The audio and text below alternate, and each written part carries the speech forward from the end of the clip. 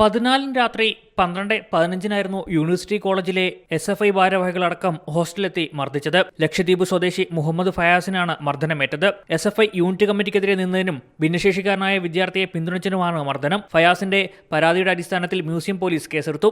SFI unit ഭാരവാഹികളടക്കം 7 പേർക്കെതിരെയാണ് കേസെടുത്തത്. ഭാരതീയ നിയമസംഹിത പ്രകാരം 296B, 115(2), 127(2), 329(3), 351(2), 3(5) എന്നീ വകുപ്പുകൾ പ്രകാരമാണ് പ്രതികൾക്കെതിരെ കേസെടുത്തിട്ടുള്ളത്. ആദിലാണ് കേസിലെ ഒന്നാം പ്രതി.